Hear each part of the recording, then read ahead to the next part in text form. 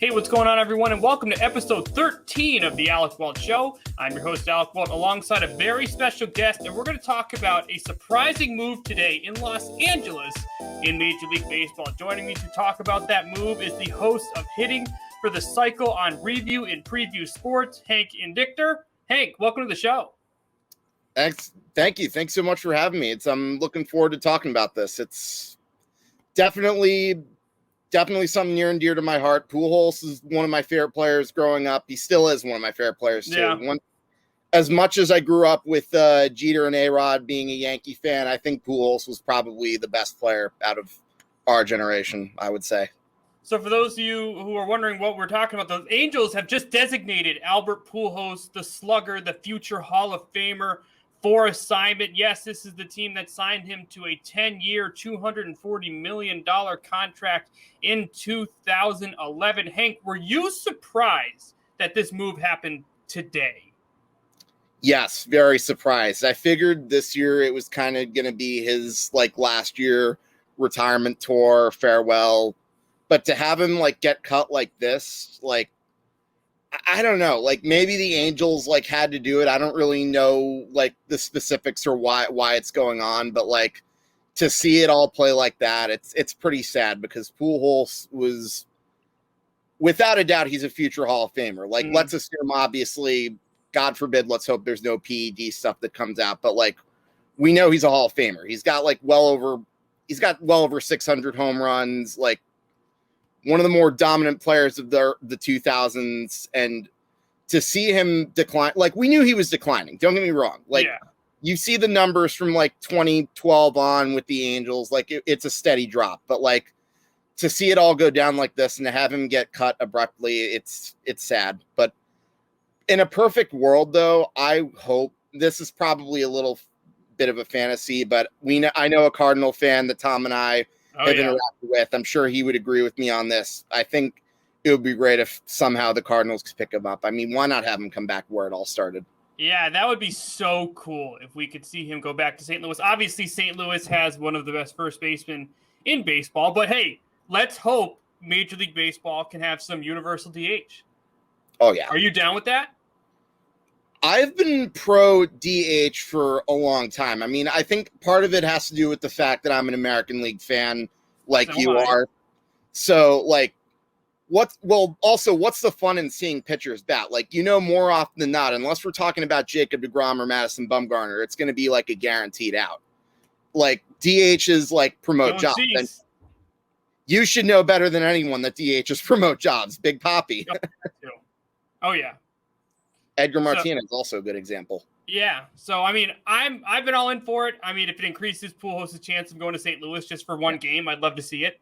So, just for anyone who was on the fence if they want to do it, let's do it for Albert. So, just in case, so obviously St. Louis would be a dream. Yeah. Has he played his last game in Major League Baseball, or do you think someone eventually picks him up? I'm a little bit on the fence about this. I don't know who is going to want to take the contract, but with that being said, I'm sure someone would love to have him around just for the sake of having a little Albert Pujols farewell tour, just because, you never know. Maybe he could give somebody a little bit of at-bat help, Yeah, I mean, it's crazy to think that. I really hope this isn't his last game. I really hope it isn't. I have a feeling it is, because his contract is enormous. I mean, if there's only 15 DH jobs next year, I don't know if one's going to go to him. But, man, let's hope that there's some way we can see him back on the field just one more time. But it's crazy to think that a guy who signed a deal this massive is now on his way out the door. Now, before we talk a little bit about that contract and whatnot, one of the main reasons the Angels did a move like this was because Pujols' role on this team pretty much disappeared. You looked at the DH position, they have Shohei Ohtani, who's been pretty cool to watch this year. I love the chance I get to stay up late because of work. I get to watch a ton of Shohei games now, which is pretty cool. And Jared Walsh, the new first baseman who's hitting above 330, 6 home runs, seems like a very solid four-hitter. Just talk about how those two have complement this Angels team and how that has really influenced Albert to pretty much see his way out the door. seems to me the Angels want to see some more youth. Like you mentioned, the first baseman they had, I think, and given the fact that Albert Pujols is like, what is he at, like 196? His average is bad.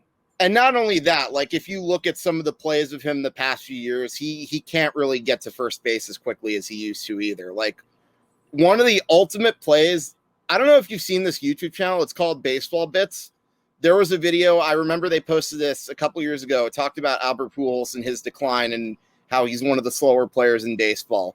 There's a clip of him hitting a ground deep into like the shortstop hole between Correa and Altuve. Correa somehow lets Altuve pick it up.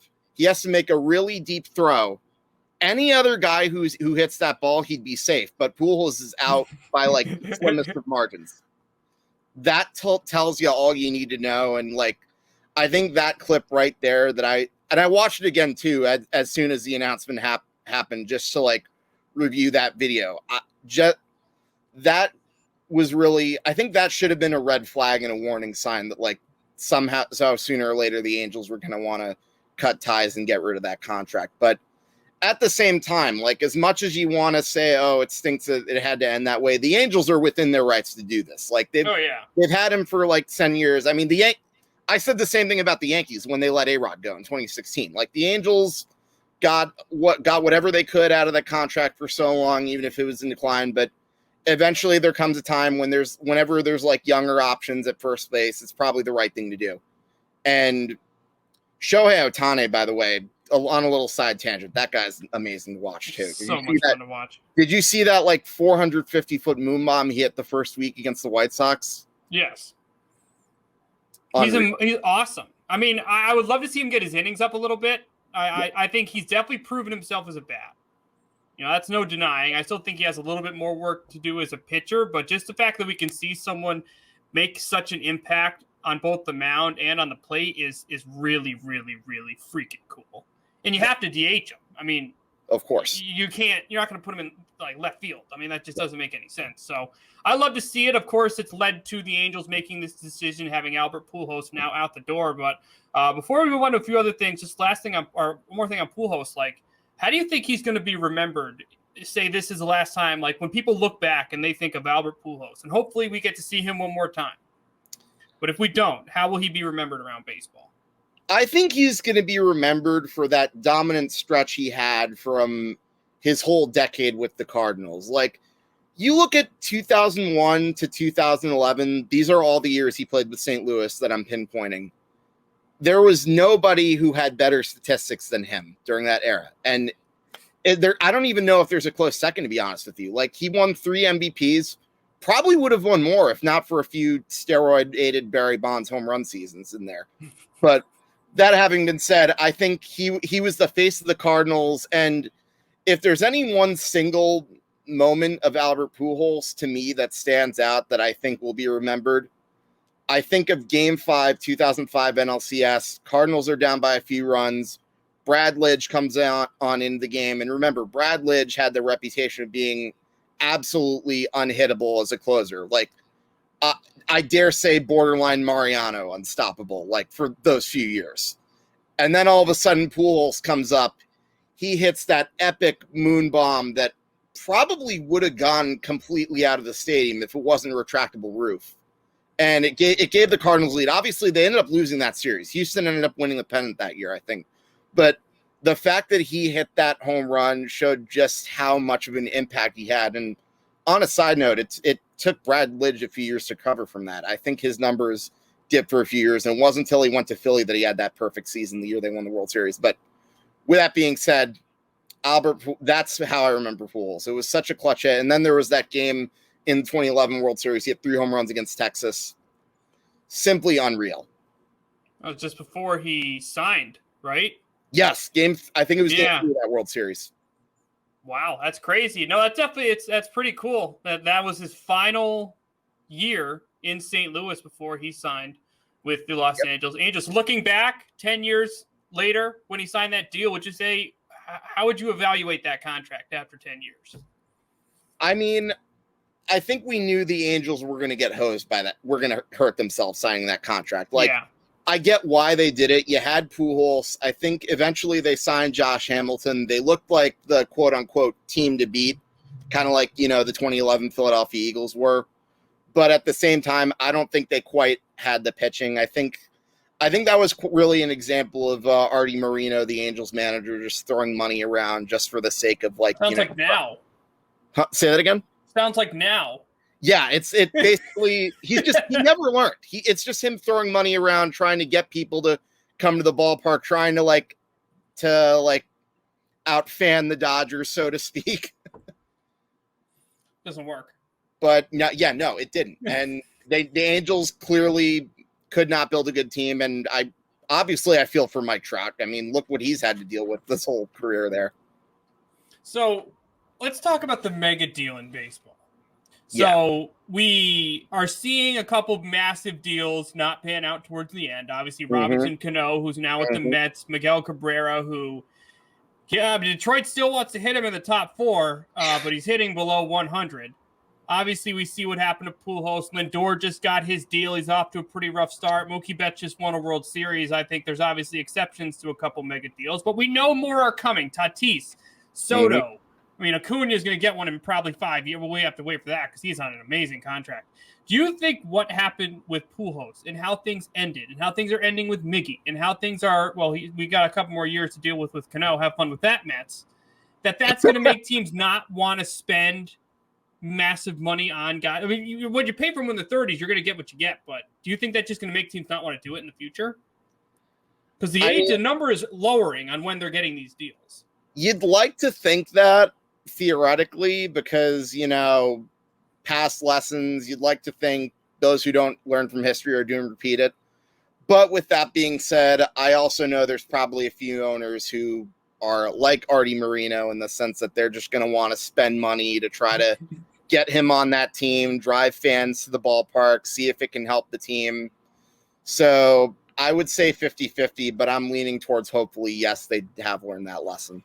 So do you think it'd be smarter for teams to start doing what they did with Tatis?